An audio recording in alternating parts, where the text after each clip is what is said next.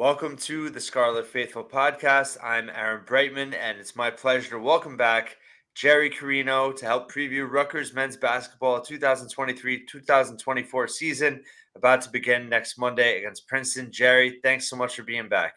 Aaron, we've been doing this a few years now.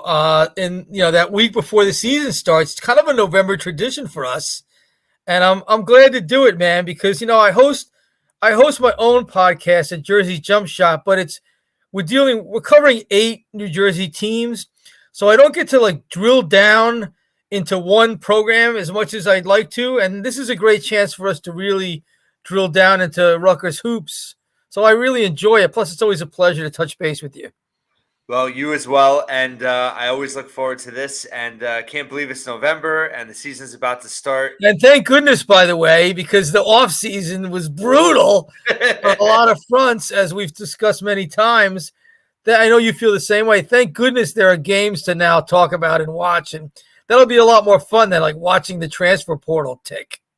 Yeah, it's funny because I never feel like I fully get over the last season. But I'm always excited now, even more so than normal, just to have a game to talk about. Right. And that's all we have to talk about. So that is my first question to you. Was this, in terms of covering Rutgers specifically, was it the craziest offseason you've ever covered in your career? And B, how do you think that Peichel and the program handled all the adversity that they went through? Yeah, it was definitely the craziest. I mean, nothing even comes close. And it's not just me, like anybody you talk to in this who works in college basketball, coaches, people at the schools, media, obviously.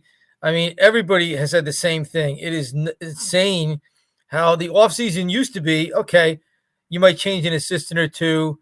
You get a high school player or two maybe in the spring. Most of that stuff happened in the fall. And now it's just total free agency and a circus. And really, listen, let's be honest, it's not great. It's not great for the athletes who are trying to graduate to always be transferring. It's not great for fans to constantly have players changing. You don't get to know them as well. You don't get to see them grow up as much, and that's something you lose, And obviously, you never know when the other shoe's going to drop. So, yeah, it was insane, not in a good way for everybody. And Rutgers lost a couple mainstay guys very late in the cycle who were a big part of the program. And so you never want to see that happen. Paul Mulcahy, maybe he did need some greener pastures as a post-grad, but, to leave in June, you don't want to see that happen. That's not good for anybody. And Cam Spencer, yeah, he was only here for 1 year, mercenary type of guy. But to leave in, mid to late May, that's not ideal either. So not great, but I like to answer your question. I thought Rutgers handled it well. Steve Peichel was prepared. He had a point guard, Noah Fernandez, coming from UMass already on board to help with that position. And, he did what he's done. Like Steve has found guys in the summer in the past, some of whom have been really good for them. Eugene Omoruyi comes to mind. They've had some summertime pickups who've really had an impact. So they brought in 3 guys over the summer. So I think they restocked pretty well, but there's a lot of new, and that's kind of what we're going to sort out in the beginning of this season here.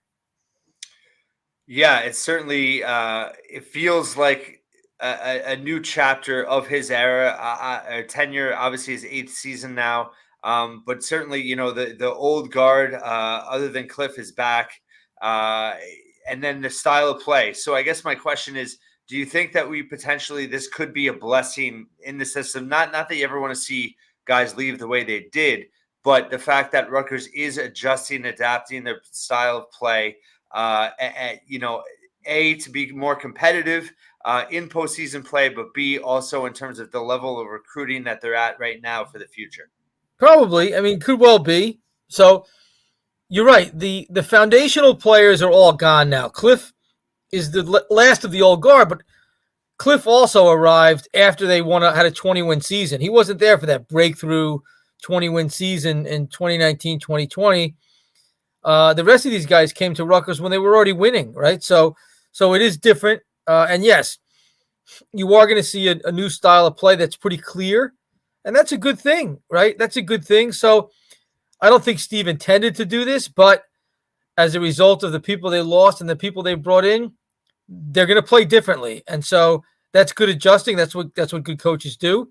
They adjust the circumstances and their personnel. So yeah, I mean, listen, Aaron, you and I appreciate good defense. You have to, right? When you cover Rutgers, because it's what they've been for the last 7 years. But and there is something to be said for really good team defense for purists like us. But like, nobody wants to watch 45-43 and 52-50 every game, and 4 for 20 from 3-point range, and offense that is just plodding, and it's just so slow, it's exhausting. Like, no one wants to see that all the time. So yeah, it's going to be fun to watch Rutgers push the ball and take their shots and run the court and maybe press a little bit. I think that'll be exciting. So yeah, I think, as I wrote in my preview, this is could be one of the wildest, most entertaining seasons in recent memory for Rutgers basketball, and that's definitely something to embrace. Now, with that comes unknowns, right? You knew what Paul Mulcahy was. You knew what Caleb McConnell was. Cam Spencer was new last year, but we've seen his type of player before. This is a lot of new, exciting, and unpredictable, I think, those are the buzzwords for this team. Well, and that plays into what I'm excited about in watching Pikel, because I feel like for the first time, he doesn't have a set rotation. He doesn't have a set lineup, and he's gonna tinker as the season goes on, or at least in the early part. And I think the competitiveness within the roster is going to be a good thing, because other than Cliff, no one's really guaranteed 30 plus minutes a night. And I know he said how much deeper they are, but I think also just the fact that, there isn't that set role yet for everyone. I guess there is, a concern to that, but I'm excited about what kind of. Yeah, that's a great point. That's a great point, because like, one thing we know is Steve was very loyal to his guys, right? And his guys were going to get the benefit of the doubt, even when it wasn't working or they were struggling. We've seen that with different players through the years. And there's none of these guys are really his guys. Cliff is, obviously, but I mean, Cliff's not his guy. Cliff is a stud. So like, he's going to get his minutes because he needs to get his minutes, not because Steve wants him to play, because he's the guy. But yeah, these other guys, sure. So that is exciting that Steve's not going to be, I don't want to say beholden is not the right word. It's not like Steve wasn't in control, but he's not going to feel indebted to guys as much. And maybe, yeah, there will be some like natural changing of the guard and, changing of personnel as the season goes on. So that is a good thing. And it'll be fascinating to see Steve, because, look, he does like to play slower half-court defense. He likes to take good shots on offense, take your time and get a good look, wear the other team down, make the other team play defense throughout the shot clock, grind you down and be tougher. Like, that's been his thing. It will be interesting to see. And I've seen him in practice. We saw the exhibition game. He's been letting go. He's been letting the dogs run. He's been dropping the leash. It'll be interesting to see if, like, when the lights go on, especially, and I'm sure he'll do it at a conference, once you get into the grind of Big Ten play and you know how those teams play, will Steve continue to do that? That will be a fun thing to watch. So, in watching them prep for Princeton, they were still pushing, man. Like, they're not going to grind out the shot clock in this opener. They're going to see how much they can push Princeton. This could be a game in the 70s or 80s. So it's fun. It's different. Will Steve fully let it go? Will he rein it in a little bit? Can he help himself, to turn over this totally new leaf? I don't know. I don't know if he knows. If I had to guess, I would say, and again, a little bit of this is based on what I've seen, and just some of it is intuition and knowing Steve really well and talking to him at length, and also knowing how to read into what he says. Sometimes what he says isn't exactly what he means, but you do this long enough, you can figure it out. They're going to push the ball whenever they can on offense with turnovers, loose balls, long rebounds. I don't know how much he's going to sick the press on opponents. I don't know if he trusts the press yet. I would love to see that 1-3-1 press. Now with Mawat, at the head of it, it's different than like with one of these smaller guards that we saw against St. John's. I would love to see them really sick the press. I'm not saying they got to do 40 minutes of hell like Nolan Richardson in Arkansas that we remember back in the day. I'd love to see them have the press as a regular thing in the toolbox. I don't know if it will be, but they will definitely, on offense, they're definitely going to look to run. They have the speed to do it, and that should be a lot of fun. Yeah, absolutely. I think one thing also that's kind of maybe underplayed a little bit or undervalued is not just the fact that they're going to be, I think, better in transition, but all their guards can actually create off the dribble. When last year it really was only Derek Simpson. Right. Obviously, Paul and Cam were a little bit different. Relied on other guys to kind of create for them. And Paul obviously wasn't a natural drive to the basket kind of guy, but even with Jermichael Davis, Simpson, Noah, and then Austin Williams too. I mean, he can drive to the basket. So I feel like that element, aside from just running in the half court, they're going to be a lot different too. The balance is going to be, and you're right, they all do have that skill set that maybe hasn't been prevalent with Rutgers in the past. The balance is going to be how much does Steve want them to like create, beat their man and attack the rim, and how much does he want Cliff to get the ball? And you could do both. You could drive, draw, and dish to Cliff.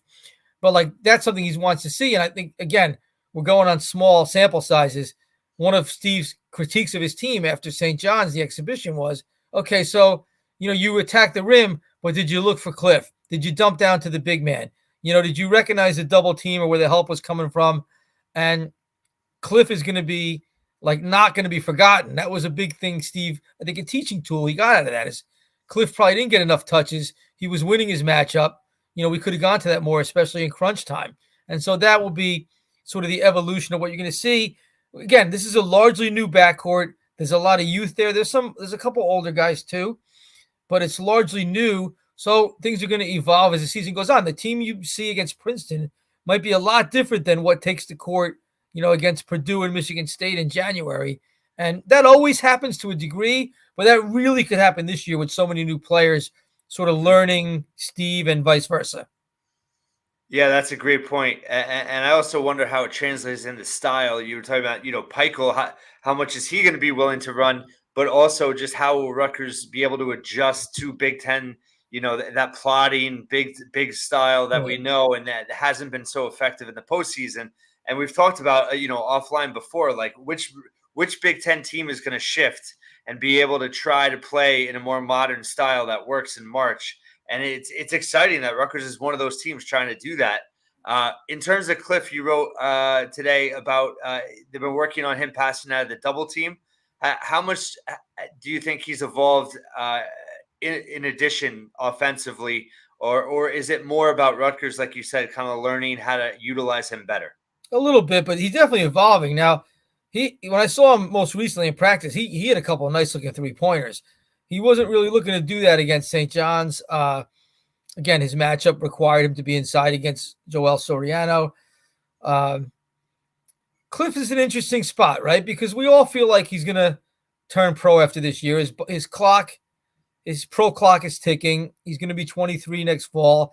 You get diminishing returns on NBA interest at that age, after that age. So uh, this is his senior year and his last year. So how does Cliff balance? Like the NBA wants to see him away from the basket a little bit with what Rutgers needs, which is for him to dominate inside. That will Mhm. be interesting. Now Rutgers pushing the ball, running early offense, running in transition, I think helps showcase like his athleticism for scouts. So that could work. But yeah, him passing the ball out of a double team and finding the open man, that's a skill that it works for either level. Mhm. That works in college, that works in the NBA. Like good passing big man is worth a lot in the NBA. So uh that's something that they're working on with him. It'll make them that much better. It makes him better. And that was something he maybe wasn't great at last year. He was better than the year before. So that could be a real thing for him this year. But look, he's a dominant player and I expect an enormous year from him. Uh, he's a matchup nightmare. The question will be again, like how much are we going to see Cliff just dominate the paint? How much are we going to see him do these other things with his passing touch, with jump shooting, with running the floor? It'll be fun to watch when you have a great player, which he's on the verge of being. It's fun to watch that last step in the evolution, and I have a feeling you're going to see it this year. Yeah, for sure. And I feel like he's got to he should take at least 12 to 15 shots against Princeton because I feel like they're not going to have any answer for him Oh yeah, they're going to try to collapse on him and double front him and double him with the front guy in the post, but they don't have anybody who could deal with him. I mean, they know that, we know that, and so they're going to have a stretch four trying to play him. Yeah. So yeah, this will be a good. You're right. This will be a good test for the usage of Cliff when he has such a huge matchup advantage against a team that is pretty good. So yeah, you're right. Yeah, and I've always felt he's best in open space. So are they going to be able to find him in transition? Will be key. Gavin Griffiths' initial impressions, obviously a lot of pressure on him. How do you think? It seems like it's been a little bit different in terms of how Peichel's handling him as a freshman compared to previous freshmen he's had. And I guess what do you expect out of him this year? He's gonna get to play through mistakes, and when I say mistakes, I mean probably defensive mistakes, right? Because very few freshmen come in playing defense at the level that Steve Peichel wants, that you need to play to succeed on that end of the floor at the Big Ten high major level. He's got a lot to learn there. Some of that was evident in the St. John's game. But he's going to, he's not going to get a hook if he gets beat by his man or if he misses an assignment or if he misses a switch, messes up a switch. He's not going to get the hook for that. He's going to be able to play through it. And that's the right thing to do for a player of his talent and unusual skill set on the offensive end. What I like about him is like he's not just a shooter. Yes, he can shoot the ball, but he's very good with moving the ball. He makes the right play. He's a high IQ guy. He handles pretty well. He passes really well. And against St. John's, like he had a really rough start, but he kept making the right play, and eventually it worked for him and his teammates. So yeah, he's going to have games where he doesn't shoot well. Like there's going to be, even though he's 6'8", there's going to be times someone sends a big wing out in his face, and it's going to give him a hard time. But can he play high IQ basketball that keeps the offense humming? Will he improve defensively? There's a lot to work with there. So my expectations for him is he's going to get a lot better as the season goes on. And he's going to have his, like any freshman, he's going to have his games where like, holy cow, this guy's really good.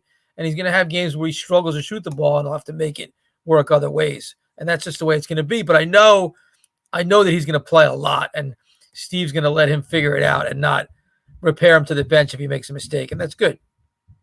And speaking of the other freshmen, obviously Jermichael Davis got a lot of praise for his play against St. John's.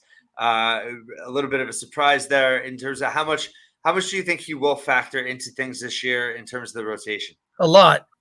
And so this is Steve's type of guy, right? Under the radar. What was he? 3-star.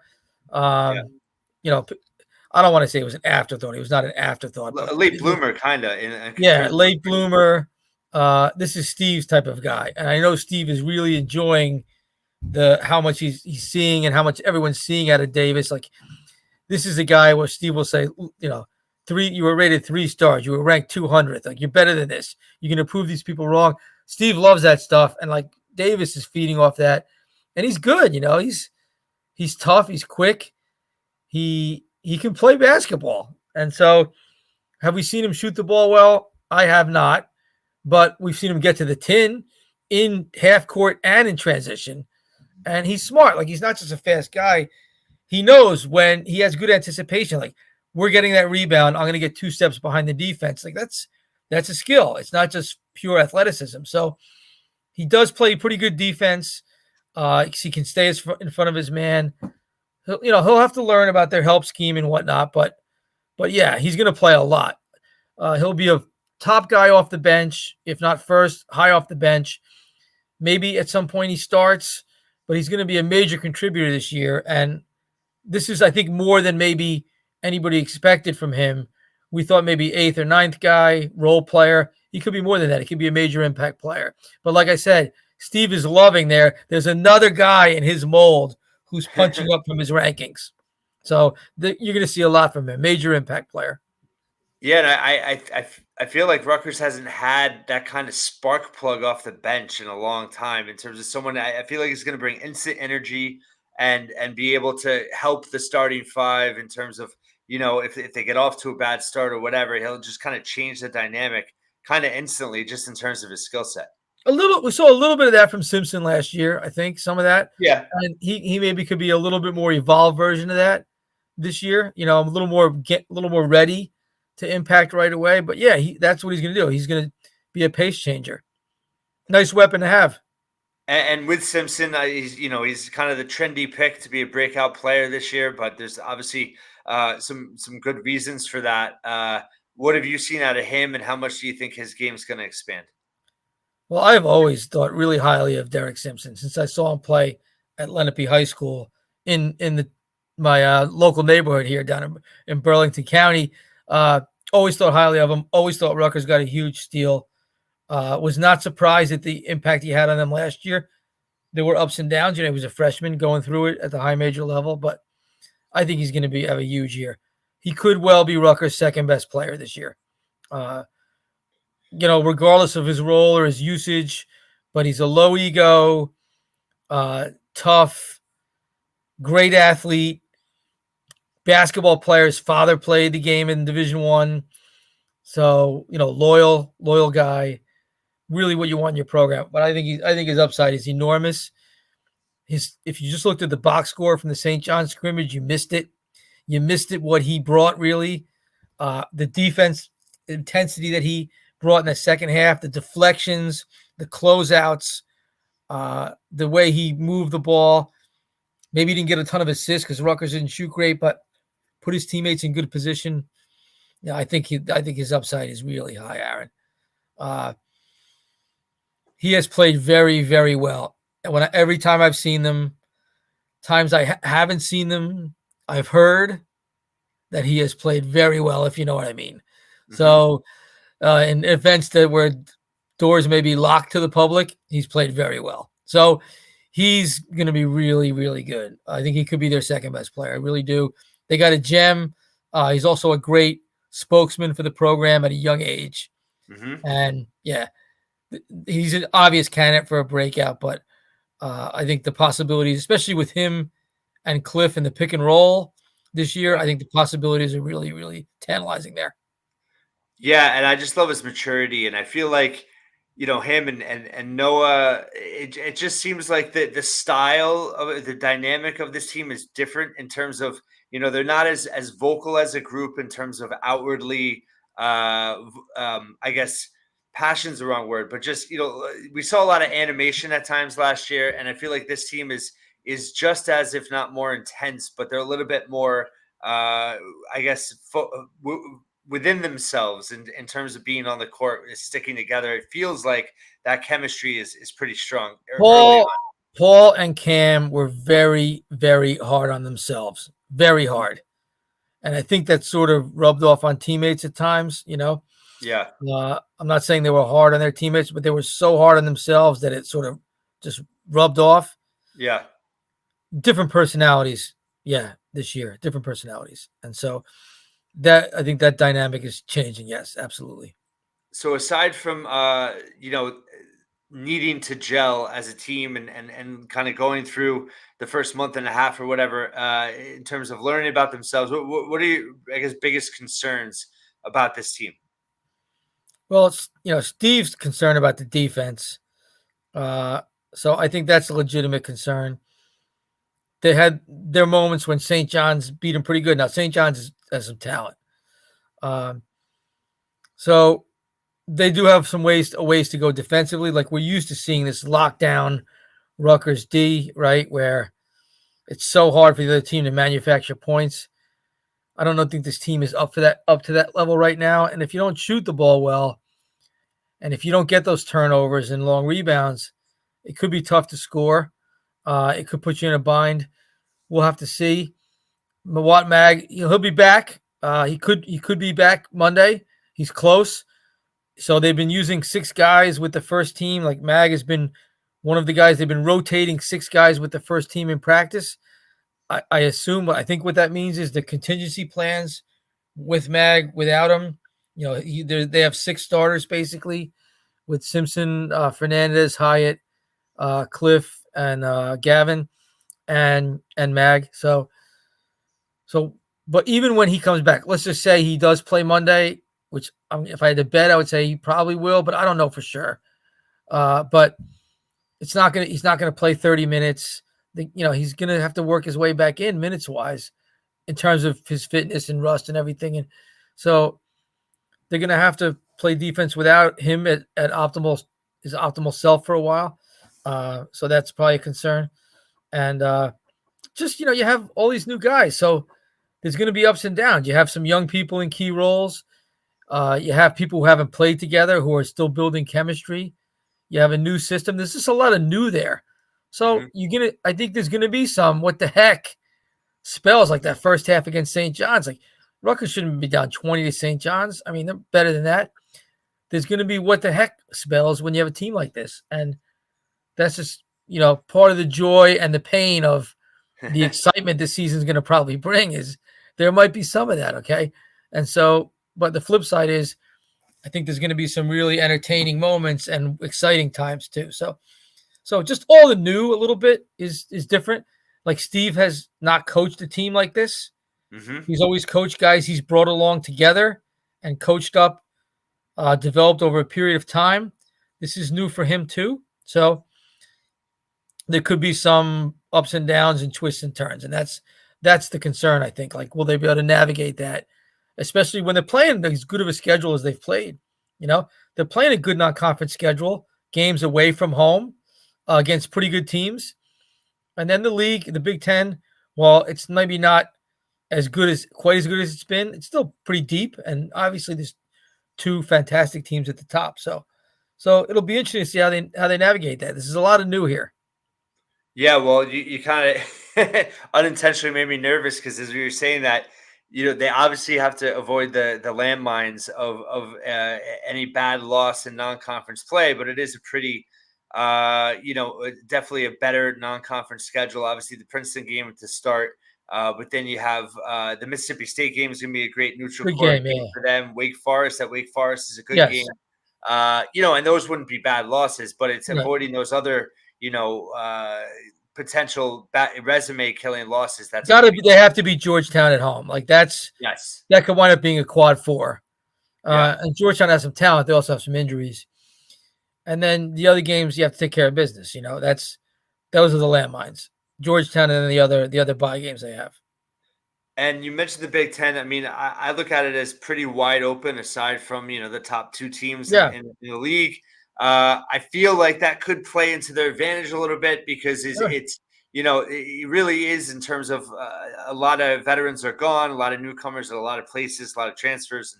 It does feel like more than ever that it's very hard to predict, I think, in terms of where this, and we spoke about it a little bit, like everyone kind of gets on the bandwagon, a couple national guys picked them 9th or 10th, and now everyone's picking them 9th or 10th. And it just feels like that their ceiling has been set prematurely, and it really doesn't mean much. Yeah, no, it doesn't mean anything. It's so hard to predict. I mean, who in their right mind would have sat here last November and predicted that Fairleigh Dickinson, FDU, would beat Purdue in the NCAA tournament? FDU was 4-22 the year before. So, Aaron, you don't know. Like, you and I make predictions. We don't know. We have a better idea maybe than the average person because we're paying like micro close attention, but we don't really know. It's college basketball. It's insane. It's insane to predict. I do like that Rutgers only plays one Big Ten game before New Year's. It gives this team a little bit more time to gel. So instead of 2, which they've been playing, it's only 1, and it's a home game, Illinois in early December. And I like that matchup too, by the way. Yeah. So yeah, I do like that. I do think the further back you can push the Big Ten grind, the better for a group like this with so many new pieces. So, yeah, I mean, they have a shot to move up. Sure. Could they finish in the top 5? Sure. Possibly. Could they finish 10th? Possibly. It is wide open. You're right. And again, sometimes this stuff comes down to like a handful of possessions. We've seen this. Rutgers has played an inordinate amount of close games. Too many close games, Steve Peichel will tell you. They've played a ton of close games in the league. Part of that is a function of the way they've been playing. These low-scoring grinders. Sometimes it comes down to like a handful of possessions in a handful of games that change everything. So we'll see. But like, I don't really know. Like, I feel less sure of what I'm going to see from this Rutgers team than any Rutgers team since they turned the corner. But that doesn't mean it could be bad. That also means it could be really good. I just don't know. And I've seen them a lot, more than anybody in outside of the program. I've seen them 4 times. I just don't know. I don't know. So, but that's going to be part of the fun and the entertainment of this year. Yeah, absolutely. And last The question only thing I for can you. tell you for sure is that Cliff is going to be awesome. Like that, we all know that he's going to be dominant. What's everyone else going to do? How's it going to fit? Who they're going to beat? You know, we'll see. It's part of the fun. Well, and I think the opening game, that was my last question for you, just in terms of uh, this fun. It just seems like this team is lighter. It's going to be more fun. The schedule's more fun, and starting off with Princeton, the rivalry Great, renewed, great great. for the state. But I also feel like having that type of stressor of a game to start off is a positive.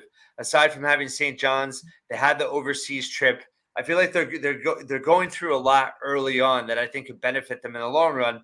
And how excited are you just for Rutgers Princeton and the fact that what it means for the state and so many fans on both sides? I love it. I love it. I don't know. I don't think Rutgers players are going to overthink it that much, Aaron. Like you and I know, we know the historical importance of the game.